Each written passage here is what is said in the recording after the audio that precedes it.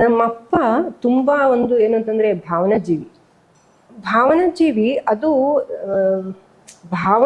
ಭಾವನಾ ಜೀವಿ ಆಗಿರ್ಬೇಕು, ಆದ್ರೆ ಭಾವನೆಯಲ್ಲಿ ವೀಕ್ ಆಗಬಾರ್ದು.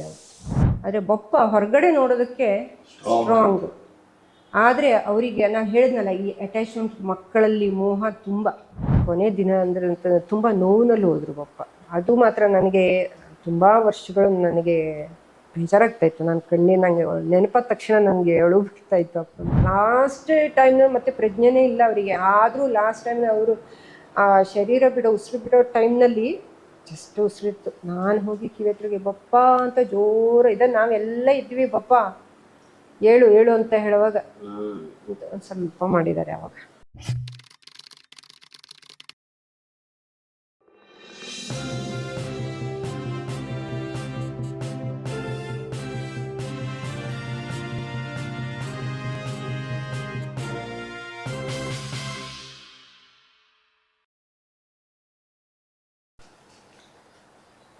ಇನ್ನೊಂದಂತಂದ್ರೆ ನಮ್ಮ ಅಪ್ಪನಲ್ಲಿ ನಾನು ನೋಡಿದ ತುಂಬಾ ಸೇವಾ ಮನೋಭಾವನೆ ಇದೆ ಅವರಲ್ಲಿ.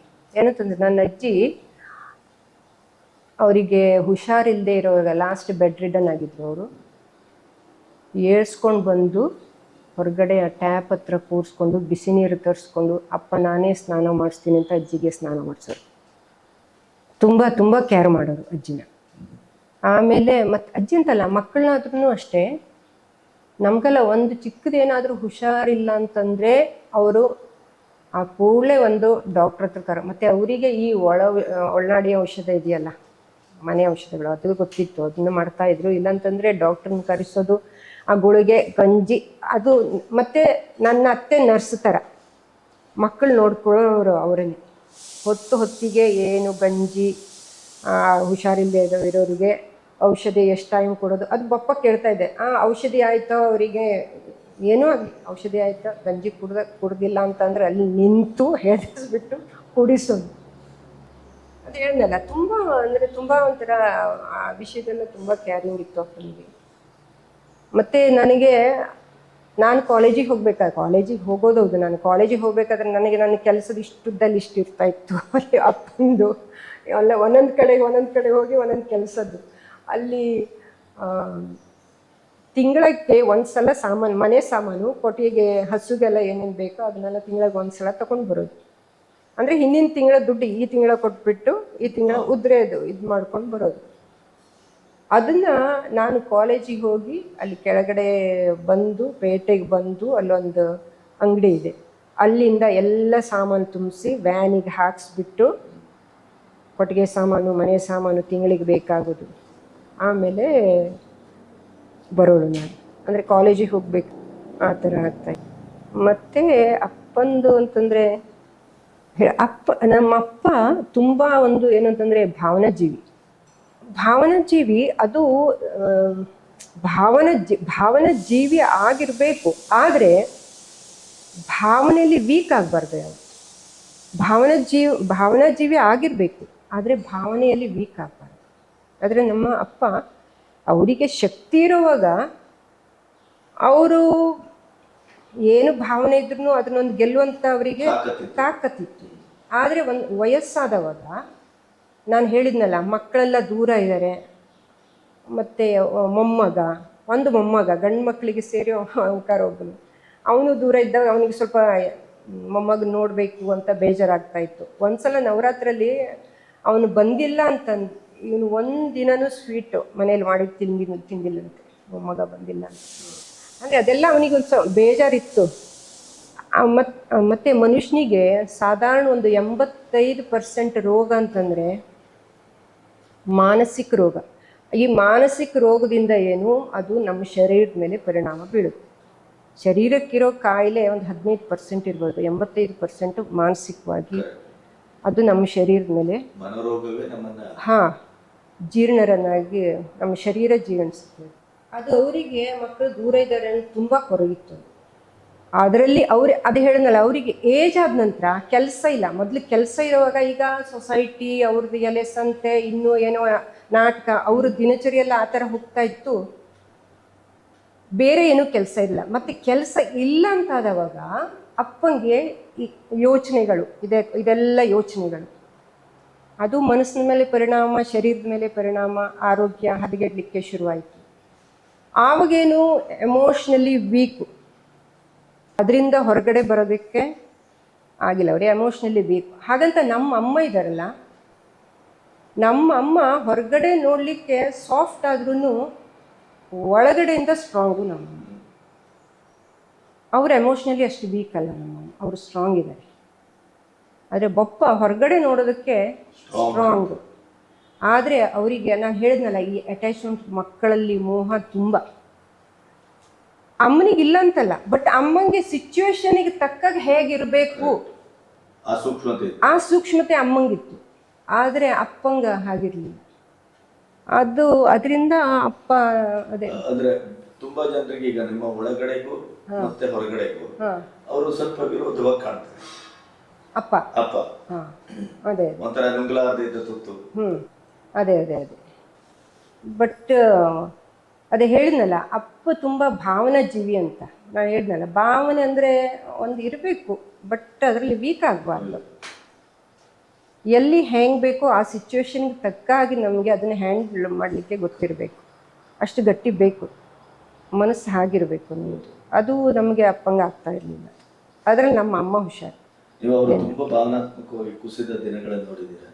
ಬಪ್ಪನ್ನ ಅಂದರೆ ಅವ್ರು ಯಾರ ಹತ್ರ ಏನು ಹೇಳಲ್ಲ, ಅವರು ಮುಸ್ಕಾಕು ಮಲ್ಕೊಂಡ್ಬಿಡ್ತಾರೆ ದಿನ ಈಗ ನಾವು ಬರ್ತೀವಲ್ಲ, ಮನೆಗೆ ಹೋದರೆ ನಾವು ಮದುವೆ ಆಗಿದೆ, ಮನೆಗೆ ನಾವು ಕಲ್ಬಾಕ್ ಹೋಗ್ತೀವಿ, ಹೋದರೆ ಖುಷಿ, ಮಕ್ಕಳು ಬಂದಿದ್ದಾರೆ ಅಂತ ತುಂಬ ಖುಷಿಯಿಂದ ಇರ್ತಾರೆ. ನಾವು ಆ ಕಡೆ ಹೋದರೆ ಸಾಕು, ಒಂದು ಮುಸ್ಕ್ ಆಯಿತು, ಫ್ಲೈಟ್ ಮಲಗಿ ಬಿಡ್ತಾರೆ. ಬೇಜಾರಾಗುತ್ತೆ ಅವನಿಗೆ. ಮಕ್ಕಳದೇ ಹೇಳಿದ್ನಲ್ಲ, ಯಾವಾಗಲೂ ಮಕ್ಕಳು ಬೇಕು ಅಂತ, ಹತ್ತಿರ ಬೇಕು ಅಂತ.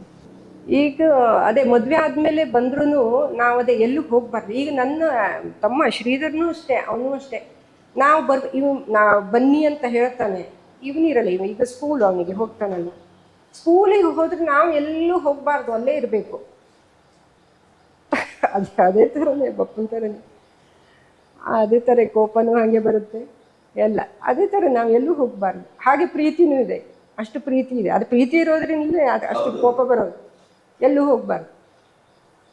ಹಾಗೆ ಅಣ್ಣ ಆಗಲಿ, ಅಣ್ಣನೂ ಅಷ್ಟೇ, ಅಣ್ಣನಿಗೂ ಹಾಗೆ. ಹೋಗದೇ ಇದ್ದರೆ ಮುಂಚೆ ಕೋಪ ಬರ್ತಾ ಇತ್ತು ಪಾಪ, ಈಗೇನೋ ಅಷ್ಟು ಮಾಡೋದಿಲ್ಲ ಕೋಪ. ಹೋಗಿಲ್ಲ ಅಂತಂದರೆ ಕೋಪ ಬರೋದು. ದೊಡ್ಡ ಮನಸ್ಸು ಪಾಪ. ಮನಸ್ಸು ತುಂಬ ಒಳ್ಳೆಯದು. ಆದರೆ ಅಪ್ಪನ ಥರನೇ ಕೋಪ ಬೇಗ ಬರುತ್ತೆ. ಗೋಪು ತಮಾಷೆ ಮಾಡಿ ಎಲ್ಲ ಎಂಥ ಬಿಗಿ ಸನ್ನಿವೇಶನೂ ತಿಳಿ ಮಾಡೋದು ಗೋಪು ಇದ್ದರೆ. ಎಷ್ಟು ಬಿಗಿ ಸನ್ನಿವೇಶ ಇಲ್ಲಿ ತಿಳಿ ಮಾಡೋದು ಗೋಪು ಒಂಥರ ಆ ಥರ. ಈ ಒಟ್ಟು ಕುಟುಂಬದ ಮಧ್ಯ ವಿನಾಯಕ್ ಅಂತೂ ದಿಲ್ದಾರ್. ಒಟ್ಟು ಕುಟುಂಬದ ಮಧ್ಯದಲ್ಲಿ ಹುಟ್ಟಿದ್ರಲ್ಲ, ಆಚೆ ಮತ್ತು ಈಚೆ. ಹೌದು ದೊಡ್ಡ ಪಡಿ. ಹೌದು ಹೌದು, ಮಧ್ಯದಲ್ಲಿ ಇರೋಳು.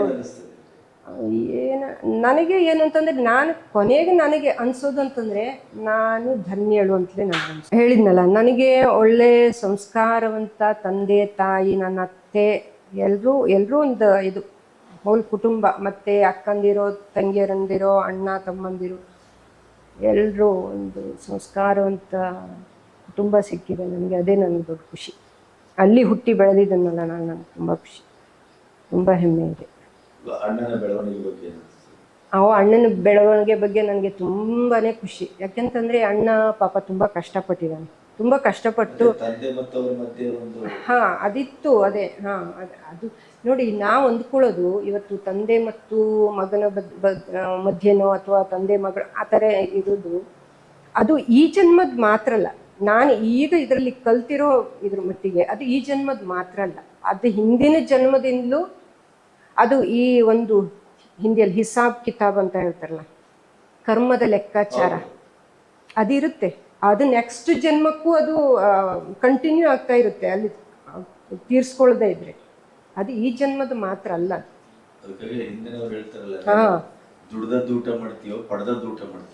ಅದೇ ಅದೇ ಅದೇ ಹೌದು, ಪಡೆದದ್ದನ್ನೇ. ಇವತ್ತು ನಾನು ಯಾವ ಥರದ ಕರ್ಮ ಮಾಡ್ತೀನೋ ಅದನ್ನೇ ನಾನು ಕ್ಯಾರಿ ಫಾರ್ವರ್ಡ್ ಮಾಡೋದು ನೆಕ್ಸ್ಟ್ ಜನ್ಮಕ್ಕೆ.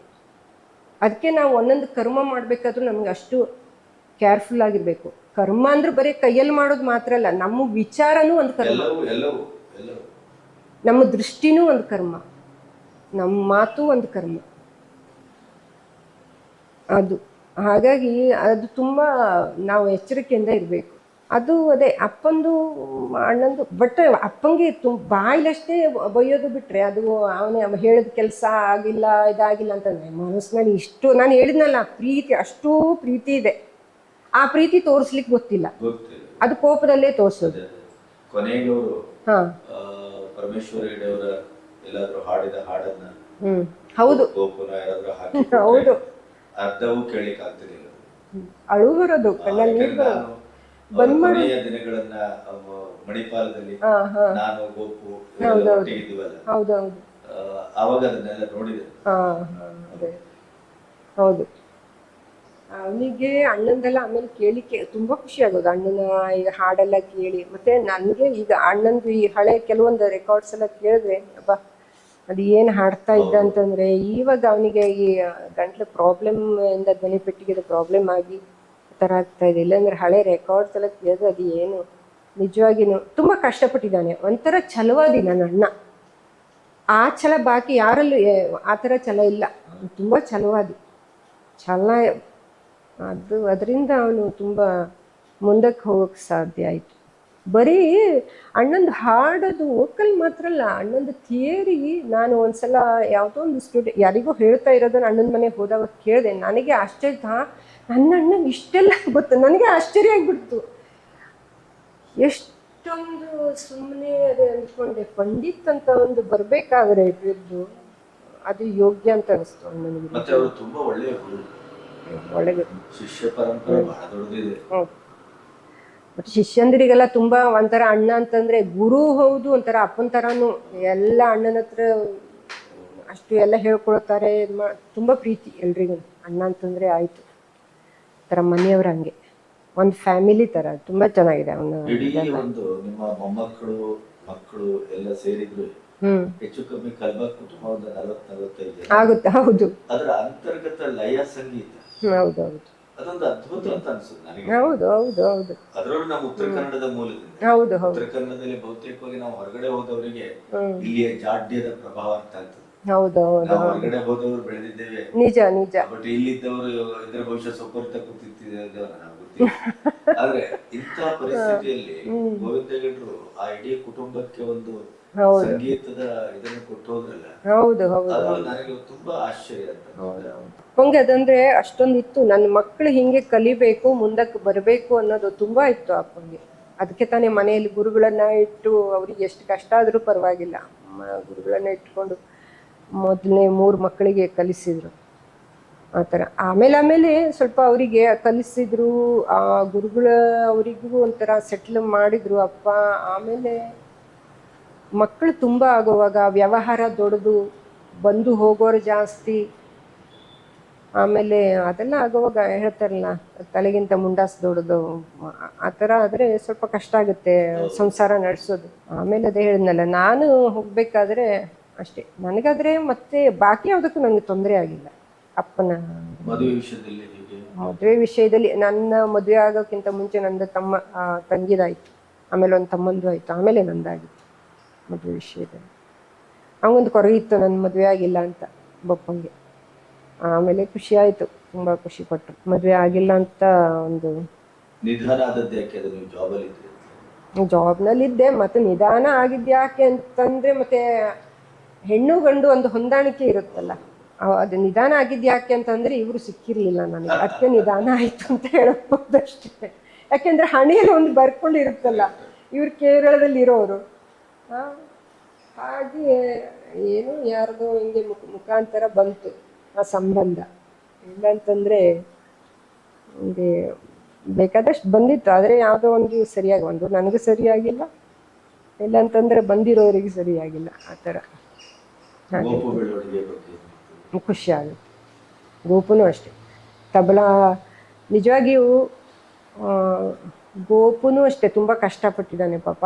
ತಬಲ ಈ ಲೆವೆಲಿಗೆ ಬೆಳಿಬೇಕಾದ್ರೆ ಅವನು ತುಂಬ ಕಷ್ಟಪಟ್ಟಿದ್ದ. ಅವನು ನಾನು ಈಗ ತಬಲ ಎಲ್ಲ ಕೇಳ್ತೀನಿ, ಅಲ್ಲ ಇನ್ನು ದೊಡ್ಡ ದೊಡ್ಡ ಕಲಾವಿದರು ಬೇಕಾದಷ್ಟು ಜನ ಇದ್ದಾರೆ, ಬಟ್ ಈ ಕಲಾವಿದ ಅಂತ ಹೇಳಿಸ್ಕೊಳ್ಳುವಾಗ ಒಂದು ಏನು ಅಂತಂದರೆ, ಕಲಾವಿದರಿಗೆ ಸುಮ್ಮನೆ ಈಗ ತಬಲೆ ಬಾರಿಸ್ತಾರೆ, ಎಷ್ಟೋ ಜನ ತುಂಬ ಚೆನ್ನಾಗಿ ಕೈಯಲ್ಲಿ ಅಷ್ಟು ತಯಾರಿ ಇದೆ, ಆದರೆ ಆ ತಬಲೆಯಲ್ಲಿ ಏನು ಅಂತಂದರೆ ಆ ತಬಲೆಯಲ್ಲೂ ಒಂದು ಭಾವನೆ ಅನ್ನೋದಿದೆ. ಆ ಭಾವನೆ ಈಗ ಒಂದು ಭಾವಗೀತೆನೋ ಭಕ್ತಿಗೀತೆನೋ ಆ ಶಬ್ದಕ್ಕೆ ಅನುಗುಣವಾಗಿ ಆ ಶಬ್ದದ ಭಾವನೆಗೆ ಅನುಗುಣವಾಗಿ ಬಾರಿಸೋದು ನಮಗೂ ಅದು ಬೇಕು ಕಲಾವಿದರಿಗೆ. ಅದಕ್ಕೆ ಸಾಧನ. ಹಾಂ, ಅದಕ್ಕೆ ಸಾಧನ, ಕರೆಕ್ಟ್, ಅದಕ್ಕೆ ಸಾಧನ. ಹಾಂ, ಸುಮ್ಮನೆ ಬಾರಿಸ್ಬೋದು, ಎಷ್ಟು ಕೈ ತಯಾರಿ ಬೇಕಾದಷ್ಟು ಇರ್ಬೋದು, ಆದರೆ ಕಲಾವಿದರಿಗೆ ಅದು ಮುಖ್ಯ, ತುಂಬ ಇಂಪಾರ್ಟೆಂಟ್. ಅದು ಕೋಪ ತಿಳಿದು ಬಾರಿಸೋದು. ಅವನ ತಬಲೆ ಅಂತಂದ್ರೆ ಮಾತಾಡ್ದಂಗೆ ಬೋಲ್ಸ್ ಮಾತಾಡುತ್ತೆ ಅವನ ತಬಲಾಗಿ ಅಷ್ಟು ಚೆನ್ನಾಗಿ. ಅವನು ಯಾವುದೇ ಆಗಲಿ, ಅವನದು ದಗ್ಗ ಆಗಲಿ ತಬಲಾಗಲಿ ಎರಡೂ ಸೂಪರು. ಕೆಲವ್ರದ್ದು ಒಂದು ಚೆನ್ನಾಗಿರುತ್ತೆ, ಸ್ಟ್ರಾಂಗ್ ಇರುತ್ತೆ, ಕೆಲವು ಒಂದು ವೀಕ್ ಇರುತ್ತೆ, ಒಂದು ಎರಡು ಚೆನ್ನಾಗಿರುತ್ತೆ. ಮತ್ತು ಒಂದು ಅದೇ ಹೇಳಿದ್ನಲ್ಲ, ಒಂದೊಂದು ಶಬ್ದನೂ ಆ ತಬಲಾದಲ್ಲಿ ಅವನು ತೆಗಿತಾನೆ, ಅದು ಇಂಪಾರ್ಟೆಂಟ್. ಅದು ತುಂಬ ಖುಷಿಯಾಗುತ್ತೆ, ಅದ್ರ ಕೇಳುವಾಗಲೇ ಒಂಥರ ನಾವು ಹೋಗ್ಬಿಡ್ತೀವಿ ಆ ಕಡೆ. ಅದು ಎಲ್ರಿಗೂ ನಾನು ಹೇಳೋದು, ಅದು ಎಲ್ರಿಗೂ ಬರಲ್ಲ ಅಂತ ನಾನು ಹೇಳೋದು. ನನ್ನ ತಮ್ಮಂತ ಹೊಗಳ್ಕೊಳ್ಳೋದಲ್ಲ, ಮತ್ತೆ ನಾವು ಹೊಗಳ್ಕೊಳ್ಳೋದಲ್ಲ, ಇದು ವಾಸ್ತವಿಕತೆಯನ್ನು ಹೇಳ್ತಾ ಇದ್ದೀನಿ. ಅದು ಯಾರೇ ಈಗ ಆ ಥರ ಬಾರಿಸಿದ್ರು ಅವರನ್ನೇ ನಾನು ಹೇಳೋದು. ಅದು ನನ್ನ ತಮ್ಮ ಆ ಥರ ಬಾರಿಸ್ತಾನೆ ಅಂತ. ತುಂಬ ಜನ ಇದ್ದಾರೆ ಚೆನ್ನಾಗಿ ಬಾರಿಸೋರು, ಇಲ್ಲ ಅಂತಲ್ಲ, ಬಟ್ ಅದು ನಾನು ಒಂದು ಸ್ವಲ್ಪ ಅಂದರೆ ಅದೇನು ನಾನು ಕಲ್ತೇನೂ ಇಲ್ಲ, ರಕ್ತಗತವಾಗಿ ಬಂದಿದ್ದು ಅಷ್ಟೇ. ಬಾರಿಸಿದ್ದೀನಿ. ನಾನು 10th ವಿಟ್ಲಕ್ ಹೈಸ್ಕೂಲಲ್ಲಿ ಓದಿದ್ದು. ಆವಾಗ ನಾನು ಅಕ್ಕನ ಮನೇಲಿದ್ದೆ, ನಾಗವೇಣಿ ಅಕ್ಕ ಮತ್ತು ಬಾವ, ಕೆರೆಮನೆ ಬಾವ. ಅವ್ರದ್ದು ಬಾವ ಅಳಿಕೆ ಕಾಲೇಜಲ್ಲಿ ಲೆಕ್ಚರ್. ಒಂದ್ಸಲ ಅಲ್ಲಿ ಪ್ರೋಗ್ರಾಮ್ ಇಟ್ಟಿದ್ರು, ಅಕ್ಕಂದು ಬಾವಂದು ತಬಲ ಸಾಥ್ ತೆಗಬೇಕು. ನಾನು ಮನೆಯಲ್ಲಿ ಅವರಿಗೆ ಹಾಡಬೇಕಾದ್ರೆ ಸ್ವಲ್ಪ ಸ್ವಲ್ಪ ಮಾಡ್ತಾಯಿದ್ದೆ, ಇಲ್ಲಾಂದರೆ ಬಾವ ಅಕ್ಕಂಗೆ ಮಾಡೋರು, ಅಕ್ಕ ಬಾವಂಗೆ ಮಾಡೋರು, ನಾನು ಸ್ವಲ್ಪ ಮಾಡೋದು, ಆ ಥರ. ಬಾವ ಹೇಳಿದ್ರು, ನೀನು ಮಾಡು ಸಾತು, ಬಾರಿಸ್ತೀಯ ಸರಿಯಾಗಿ, ಅಂದರೆ ಲಯ ಇದೆ, ತಾಳ ಲಯ ಇದೆಲ್ಲ ಕರೆಕ್ಟಾಗಿದೆ, ಟೇಕ ಗೊತ್ತು, ತುಂಬ ಇದೇನು ಗೊತ್ತಿಲ್ಲ, ಬಟ್ ಆದರೆ ಅದಕ್ಕೆ ಬಾರಿಸು ಅಂತಂದರು. ಆವಾಗ ಬಾರಿಸಿದ್ದೀನಿ ತಬಲನ. ಆಮೇಲೆ ಒಂದ್ಸಲ ಉಮಾ ಅವಳಿದ್ದು ಆನ್ಲೈನ್, ಆವಾಗ ಕೋವಿಡ್ ಬಂತಲ್ಲ, ಆನ್ಲೈನ್ ಇದು ಅವ್ರದ್ದು ಇದಿತ್ತು, ಏನೋ ಅವ್ರದ್ದು ಬೈಟಕ್ಕೇನೋ ಇತ್ತು, ಅಣ್ಣನ ಸ್ಟೂಡೆಂಟ್ಸ್ ಇದೆ ಎಲ್ರಿಗೂ. ಆಗ ಅವಳಿಗೆ ಸಾಥ್ ಕೊಟ್ಟೆ ಆನ್ಲೈನ್. ಅದೀಗ ಒಂದು 4 ವರ್ಷದ ಹಿಂದೇನು. ಹಾಗಂತ ಪ್ರಾಕ್ಟೀಸ್ ಏನೂ ಇಲ್ಲ, ಅದು ಅಷ್ಟು ಗೊತ್ತು. ವಿಲಂಬಿತ ಏಕತಾಳ ಗೊತ್ತು, ತೀನ್ ತಾಳ ಗೊತ್ತು, ದಾದ್ರ ಗೊತ್ತು, ಜಪ್ತಾಳ ಗೊತ್ತು, ಸ್ವಲ್ಪ ತಾಳ ಗೊತ್ತು, ಅದು ಬಾರಿಸ್ತೀನಿ. ಆಮೇಲೆ ಅಣ್ಣ ಒಂದ್ಸಲ ಕಲ್ಬಾರದಲ್ಲಿ ಹಾಗೆ ಪ್ರಾಕ್ಟೀಸ್ ಮಾಡೋವಾಗ ನಾನು ಹೋಗಿ ಕೂತ್ಕೊಂಡು ಅಣ್ಣಂಗೆ ಪ್ರಾಕ್ಟೀಸಲ್ಲಿ ಅಣ್ಣಂಗೆ ಸಾಥ್ ಮಾಡಿ. ಅಣ್ಣಂಗೆ ಖುಷಿ ಆಯಿತು, ಯಾಕೆಂದರೆ ಲಯ ಗಟ್ಟಿ ಇದೆ. ಹಾಂ, ಅದು ಮುಖ್ಯ. ಅಣ್ಣ ಹಾಗೆ ಹೇಳ್ದ, ಓ ಗೌರಿ ಇದು ತಪ್ಪಲೆ ಇದು ಹಿಡಿದ್ರೆ ಒಳ್ಳೆ ತಾಲ್ಮಾಲ್ ಇದ್ದಂಗೆ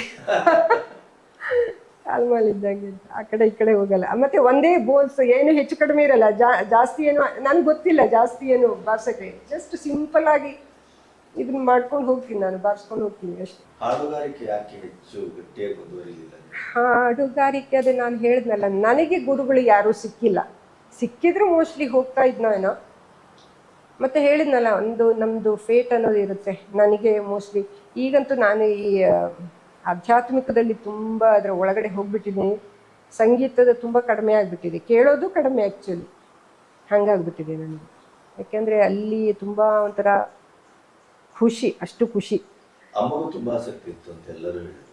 ಯಾರಿಗೆ? ಅಮ್ಮಂಗೆ? ಓ, ಅಮ್ಮಂಗಿತ್ತು. ಅಮ್ಮ ಹಾಡ್ತಾ ಇದ್ರು, ಚೆನ್ನಾಗಿ ಹಾಡ್ತಾ ಇದ್ರು ಅಮ್ಮ. ಆಸಕ್ತಿ ಹೇಳ್ತಾ ಇದ್ರು. ರಾಗಗಳನ್ನೆಲ್ಲ ಗುರುತಿಸೋದು, ಈ ರಾಗ ಆ ರಾಗ ಅಂತ ಎಲ್ಲ ರಾಗಗಳನ್ನು ಹೇಳೋದು. ಇದು ಈ ರಾಗ ಅಲ್ಲ, ಆ ರಾಗದ ಚೀಸ್ ಹೇಳೋದು ಅಮ್ಮ.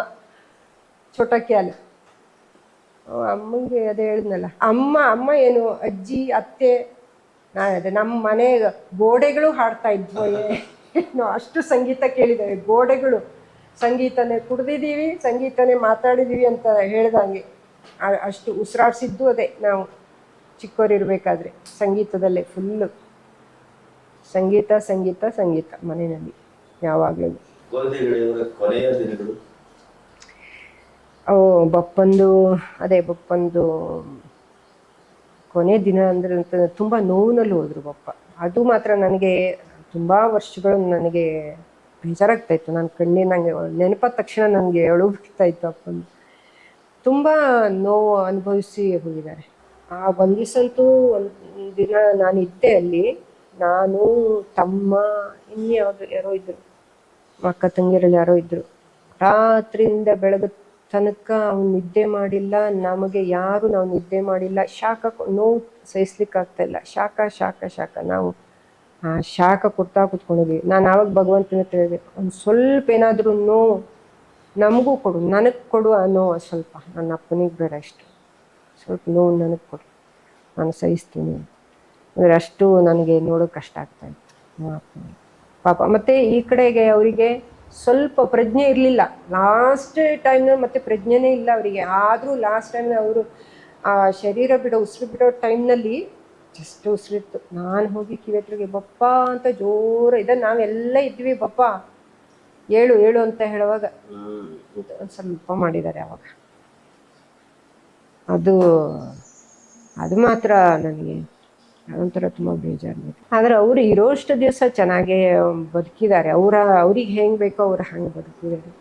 ಕೊನೆಯದ ಸ್ವಲ್ಪ ಅದೇ ಅವ್ರಿಗೆ ವಯಸ್ಸಾಗ್ತಾ ಇದ್ದಂಗೆ, ಮತ್ತು ಯಾರು ಮತ್ತು ನಿಗ್ಲೆಕ್ಟೇನು. ನನ್ನ ತಮ್ಮ ಎಲ್ಲ ತುಂಬ ಚೆನ್ನಾಗಿ ನೋಡ್ಕೊಂಡೆ, ಶ್ರೀಧರ ಅವನೇ ನೋಡ್ಕೊಂಡಿದ್ದೆ. ಎಲ್ಲ ವಯಸ್ಸಾದವ್ರನ್ನ ನೋಡ್ಕೊಂಡು, ಮನೇಲಿರೋ ಅವನು ತಾನೆ ಎಲ್ಲರನ್ನೂ ನೋಡ್ಕೊಂಡಿದ್ದಾನೆ, ಅವನು ಸೇವೆ ಮಾಡಿದ್ದಾನೆ. ಅವಾಗ ಉಮಾನು ಇದ್ಲು, ನನ್ನ ಅಜ್ಜಿ ಹೋಗಬೇಕಾದ್ರೆ ಮನೆಯಲ್ಲಿ ಅವಳು ಮಾಡಿದ್ದಾಳೆ. ಮತ್ತು ಅತ್ತೆನ ಅಪ್ಪನ್ನ ಅಮ್ಮನ್ನ ಎಲ್ಲ ತಮ್ಮನೇ ಹೆಂಡತಿ ಅಂಜಲಿ ಇದ್ಲು, ಅವ್ರು ನೋಡ್ಕೊಂಡ್ರೆ. ಮತ್ತು ನಾವು ಹೋಗಿರೋವಾಗ ನಾವು ನೋಡ್ಕೊತಾ ಇದ್ವಿ. ಮಗಳು ಸೈಕಾಲಜಿ ಓದಿದ್ದವಳು, ಅಲ್ಲಿ ಹೋಗಿ MSc ಮಾಡಿದ್ಲು. ಈಗ UK ಲಂಡನ್ನಲ್ಲ ಪ್ರಾಪರ್ಲಿ, ಅವಳದ್ದು ಇನ್ನೊಂದು ಹೆಸರಿದೆಯಲ್ಲ, ಅದು ಹೆಸರೇನಂತ ಆಗ್ತಾ ಇಲ್ಲ. UK ಅಲ್ಲಿ ಈಗ ಜಾಬ್ ಮಾಡ್ತಾ ಇದ್ದಾಳೆ. ಬರ್ಬೋದು ಈಗ ನೆಕ್ಸ್ಟ್. ಹಾಡ್ತಾಳೆ ಚೆನ್ನಾಗಿ. ಅದೇ ಹೇಳಿದ್ನಲ್ಲ, ಅದು ನಮ್ಮ ರಕ್ತದಲ್ಲೇ ಬಂದ್ಬಿಟ್ಟಿದೆ ಅಂತ. ಚೆನ್ನಾಗಿ ಹಾಡ್ತಾಳೆ, ತುಂಬ ಚೆನ್ನಾಗಿ. ಅವಳೇನು ಕಲ್ತಿದ್ದು ಸ್ವಲ್ಪ ಈ ಅಲಂಕಾರ ಕಲ್ತಿದ್ದಾಳೆ. ಮತ್ತೆ ಈ ಚಿಕ್ಕಮ್ಮ ಮಾವನ ಹತ್ರ ಒಂದು 4 ರಾಗ ಹೇಳಿಸ್ಕೊಂಡಿದ್ದಾಳೆ ಅಷ್ಟೇ. ಅದೇನು ಪ್ರಾಕ್ಟೀಸು ಇಲ್ಲ, ಬಟ್ ಹಾಡ್ತಾಳೆ, ಚೆನ್ನಾಗಿ ಹಾಡ್ತಾಳೆ. ಎಲ್ಲರೂ ಹಾಡ್ತಾರೆ, ಎಲ್ಲ ವಿನಾಯಕನ ಮಗಳು ಹಾಡ್ತಾಳೆ, ಗೋಪು ಮಗಳು, ಅಣ್ಣನ ಮಕ್ಕಳು ಎಲ್ಲ ತಮ್ಮನ ಮಕ್ಕಳು ಅವರು ಹಾಡ್ತಾರೆ. ಮತ್ತು ಈ ಅಕ್ಕನ ಎರಡೇ ಚೆನ್ನಾಗಿ ಹಾಡ್ತಾನೆ ಕಿಶೋರು. ತುಂಬ ವಯಸ್ಸು ತುಂಬ ಚೆನ್ನಾಗಿದೆ, ತುಂಬಾ ಚೆನ್ನಾಗಿದೆ. ಮತ್ತು ದೊಡ್ಡವನದು ಜಾಸ್ತಿ ಯಕ್ಷಗಾನ. ಅವ್ರ ಮನೆ ಇದು ಅಪ್ಪ ಅಜ್ಜ